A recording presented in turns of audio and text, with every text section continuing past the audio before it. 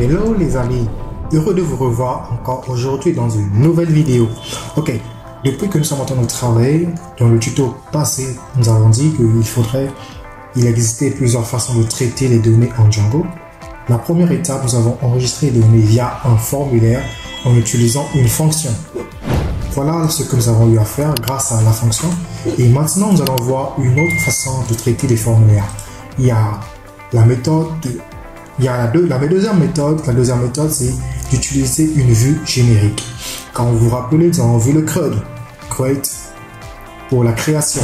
Je vais commencer par faire la différence entre un formulaire qui est traité avec une fonction et un formulaire qui est traité avec une classe. Vous allez voir la différence. Aujourd'hui, tout de suite là, je vais vous montrer l'un des projets sur lesquels je travaille longtemps. Ça, c'est un projet qui est déjà hébergé. C'est l'un des premiers projets que j'ai hébergé. On va aller sur visiter l'application.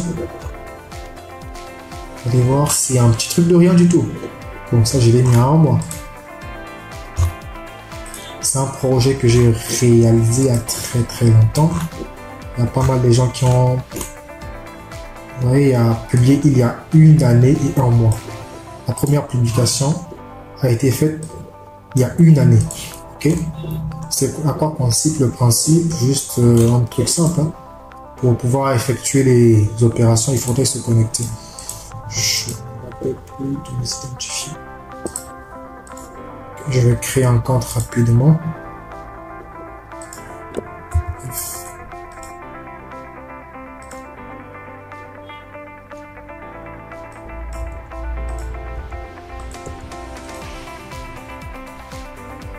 Ok, je vais me connecter à présent.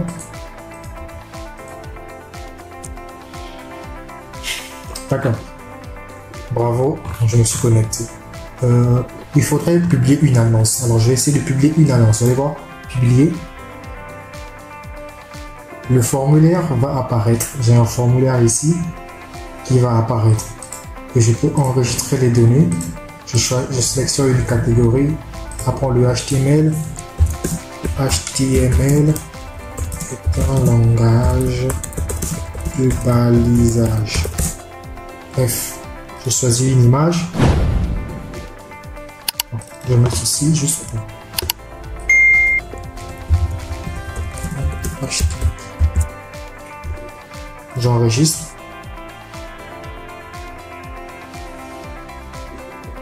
Ok, voilà la publication qu'on vient de mettre. Après le HTML, on peut voir le détail.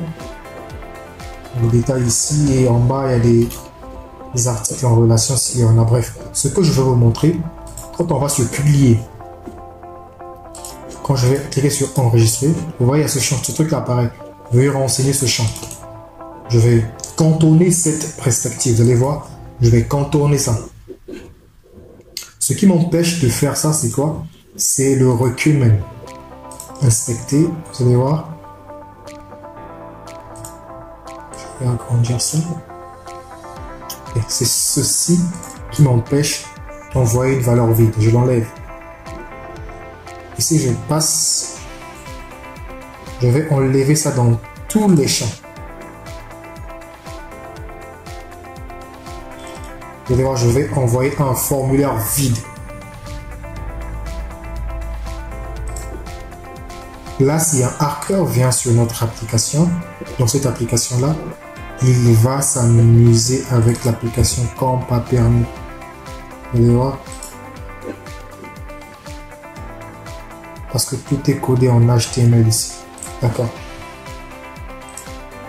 Ce champ, je vais enlever.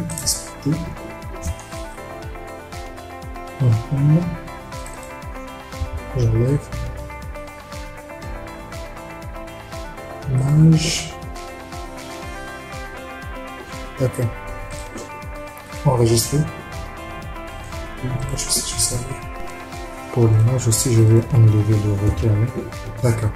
Regardez ce qui va se passer. Enregistrer. Ouais, j'ai fait planter l'application. Pourquoi? J'ai envoyé les données vides dans mon application. Là maintenant, ça va passer. Donc, si un utilisateur malveillant arrive sur notre projet, quand il y a un formulaire, quand nous mettons un formulaire juste en HTML, en mettant le requirement, quand on met le requirement uniquement pour empêcher que les utilisateurs puissent envoyer les données vides, quand on met enregistrer, veuillez renseigner ce champ. Un utilisateur peut venir ici, il enlève ça, il enlève et je passe, je remplis ce champ là, je remplis ce champ, je remplis ça et là je laisse fil et j'enregistre, je passe. Là je viens d'enregistrer un truc sans mettre un titre. Vous remarquez? Et ça c'est très dangereux. Imaginez que vous offrez ce projet là à des clients et d'un coup les utilisateurs peuvent se permettre de faire ces genres de choses là. Ils peuvent se permettre d'envoyer des informations vides. Ça peut faire bugger le système. Regardez un autre projet. Ça, c'est le projet que nous sommes en train de reproduire. Vous allez voir. C'est là que nous allons arriver. Ok. Quand je vais sur ajouter produit, si je clique sur enregistrer, on me dit vous veuillez renseigner ce champ. Je vais essayer de faire la même chose que là-bas. Je vais sur inspecter. Je vais essayer d'enlever le requirement. Vous allez voir la différence. J'enlève.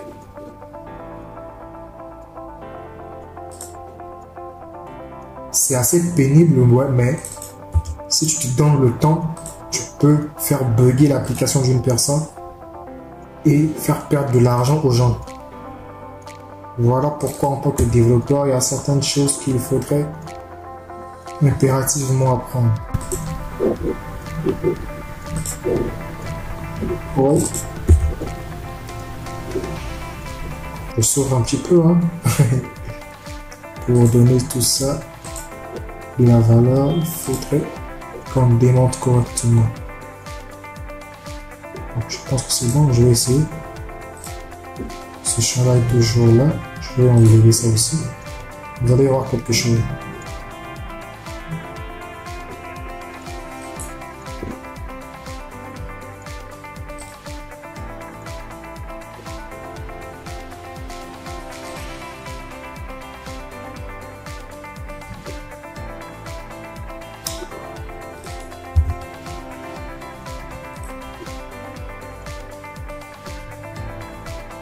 Remarquez.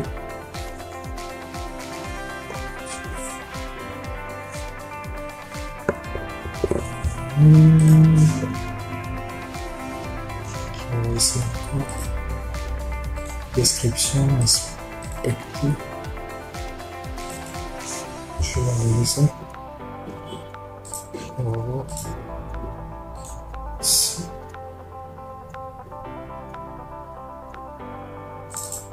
Je vais enlever ça.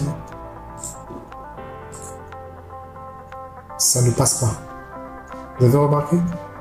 Ça ne passe pas. Et là, on me redemande encore la même chose. Alors, lorsqu'on était sur cette application-là, quand on enlevait partout les requis, même, automatiquement, le serveur s'est planté. Mais ici, le serveur ne s'est pas planté. Pourquoi? Parce qu'il y a un autre système qui veille à ce que les champs puissent être renseignés. Donc, même si un utilisateur vient se donne la peine. Attendez, je vais juste enlever sur un seul truc. Ça c'est quoi déjà? Mais je vais enlever ça. Et les autres champs, je vais essayer de les compléter.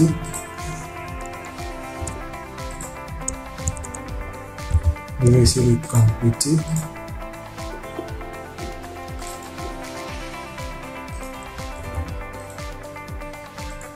Ok, on enregistre. Ça ne va pas passer les gars. On nous dit, veuillez noter que tous les champs sont obligatoires.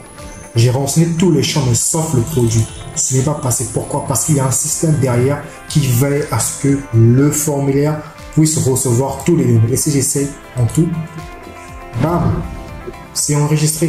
Alors les gars, vous avez vu vous-même la faille qui existe lorsqu'on fait des formulaires personnalisés. Lorsqu'on utilise un formulaire personnalisé en HTML, il y a des utilisateurs malveillants qui peuvent arriver pour démonter notre application.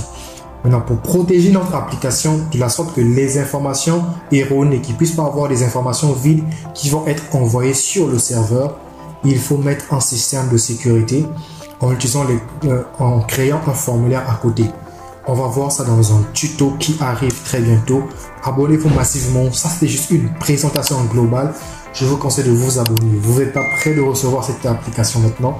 Je suis en train de préparer beaucoup de choses pour vous les gars. En tout cas, abonnez-vous massivement pour me donner de la force. Nous sommes là ensemble pour partager un maximum de connaissances. À très bientôt, c'était Pierre J. Développement. Hey hey.